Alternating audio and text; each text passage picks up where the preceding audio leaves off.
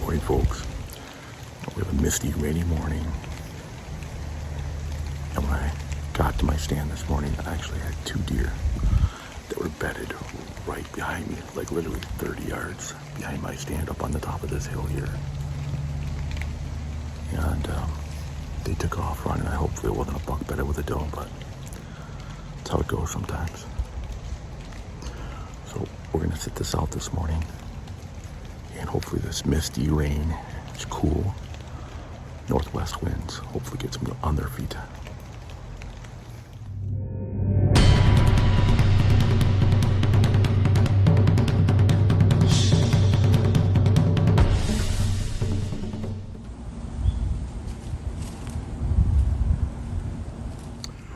Well, folks, I am heading on out.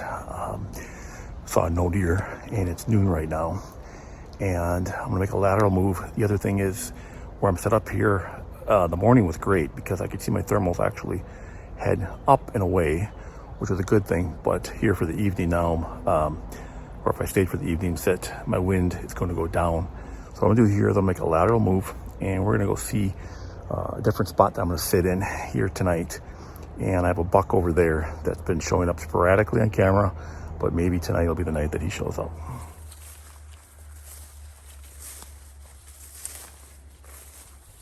So I'm in an ash swamp right now. These are all dead ash trees, and they are extremely, well, I would say they're unsafe if you're up in them. And it might look like I am up in one, which technically I kind of am, but I'm only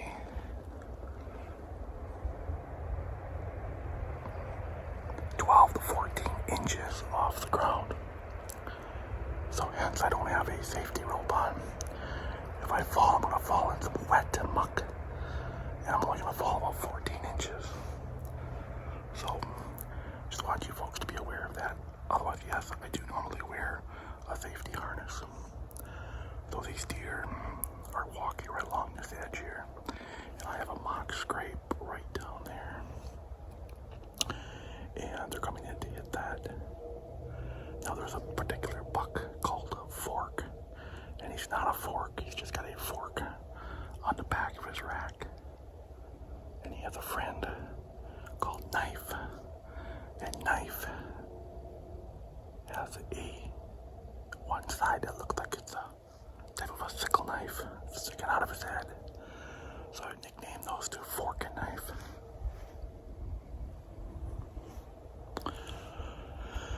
So I am fairly low right now,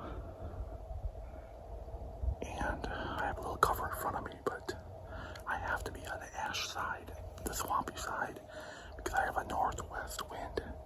If I go up on the hardwoods where they walk on this edge, that's not gonna be good. So we're just gonna do our best here and see what we see.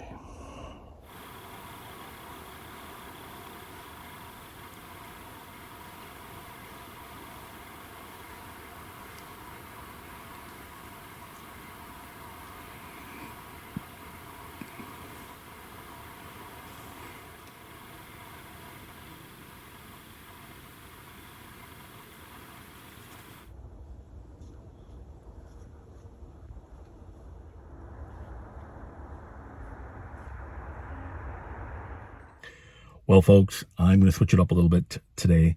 It is November 7th here in Wisconsin. It is the day that you are supposed to be on your best stand for your best buck. The only issue I have, or actually a couple of issues, is that my cameras have been dead. The spots that I've been sitting, I have not been seeing much. People I've been talking to haven't been seeing much. And I think a lot of these big bucks right now are just locked up with those. So with that being said, I'm on one of my properties here, we'll call it, knock on door permission properties, that has had some good bucks show up. Now, not any monster bucks, but good bucks. Now, some of the other properties I've been hunting, technically 3 properties, you could throw a 4th one in there, have monster bucks that I want to, get. But one of the things that I want to do going forward is get a good buck with traditional archery equipment. and we're going to do it on the ground tonight, or at least try to do it on the ground tonight. So why don't you follow along as I head into this particular property where I know I got some good bucks that have been coming through, and we're going to try to set up and get one with a longbow on the ground.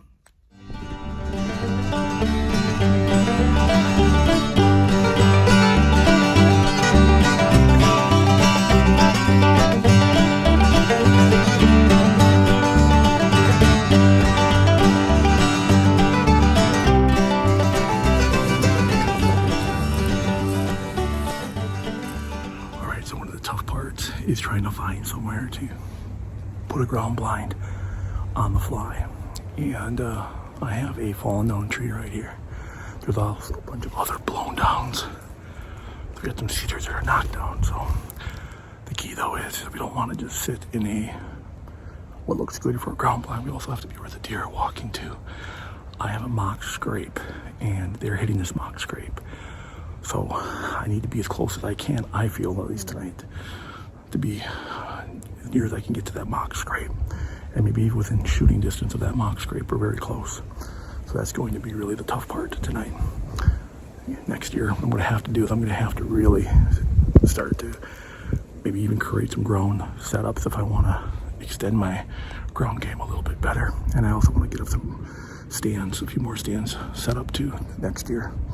But right now, we just gotta find somewhere that looks good. I also brought the ghillie jacket tonight. So I have some grasses behind me here, but I plan on being in the woods more, so if I can get in one of these down cedar trees, that would be ideal. All right, let's do this. All right, folks, so I'm gonna sit right here. Let's get some cover right here. There's some real thick stuff there. It creates actually a corner. They have to go around all of that thick stuff and then come essentially right through here. I have a mock scrape about 50 to 60 yards that way.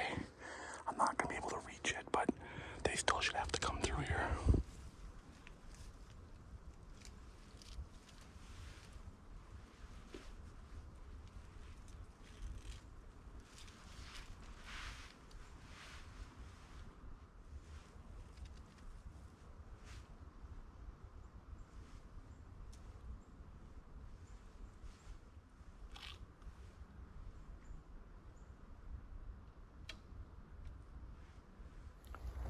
All right, folks, I feel a little awkward sitting in this thing, but I got a down cedar tree right here, and I got a pine tree right off to the side, along with my bow right there.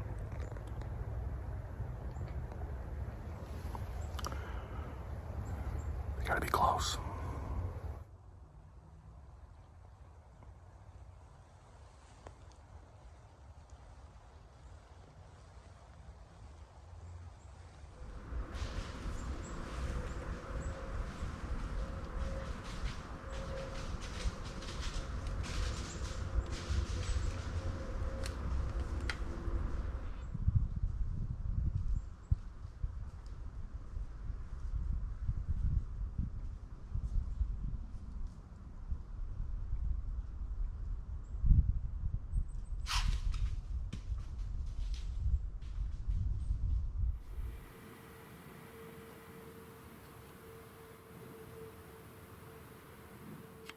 So last night, those were the only 2 deer that I saw. So yeah, that's how it goes, I guess. And right now we're at 60 degrees. I did not go this morning. Got some errands that I had to run. So we're heading back out now to that original property that I talked about in the last video, and where this video essentially started. And we're going to head out to the marsh just a little bit there. So you might have saw that grassy marsh in the beginning of the video. And I'm going to head out there tonight. So I'm not going to sit on the hill. I'm going to sit down into that marsh area and see if we can't catch them coming through that area. Like I said earlier, this is a brand new property to me. Sometimes it takes a little while to figure it out, to learn how these deer utilize it. I'm starting to think I know how they utilize it now. So we're going to go out right now, sit at marsh, or on the edge of it, right at the border of the property, and see if we can't get a big boy to come through. All right, folks, I just got set up on the edge of the marsh here, and it looks pretty good. I got a heavy trail going right in front of me, and then I have some trails that are actually going out to look at this red bush. You see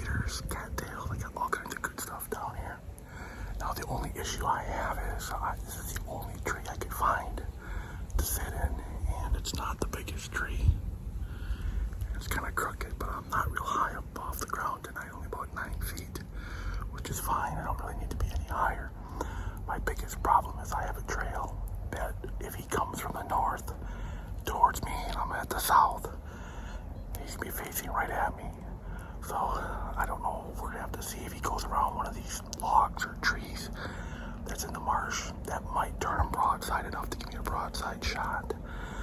The other thing is, when I walked in, I kicked up a deer. I'm thinking it was a buck. It's just a lone deer, couldn't really tell. But he was bedded actually straight in front of me. And it's a little, I'll show it to you guys here. It's just a little area out of the swamp or marsh, if you want to call it that.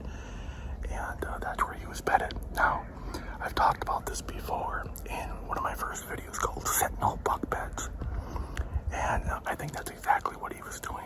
He could observe this heavy trail that these does walk in, and he just sits here and he waits for the does to come to him, essentially. And then he just picks them up instead of walking all over the woods all day long.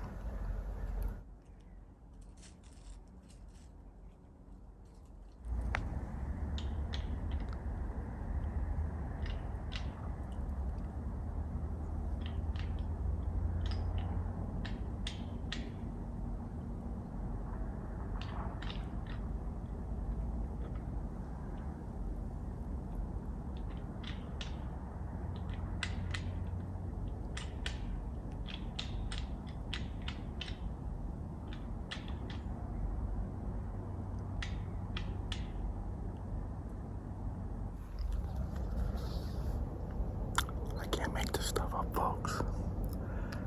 I have a guy on a neighboring property, probably up about, I think, 100 yards away, rattling right now. And I can tell it's a rattlebag just by the sound of it. It's not even real antlers. And he kept doing it. Actually, I got just the last half of his sequence. I thought public land was bad at times. Well, if he calls me one in, it'll come in to me first. But that rattle sequence is one of the worst rattling sequences I think I ever heard. And those rattle bags do not sound like a real set of bucks fighting.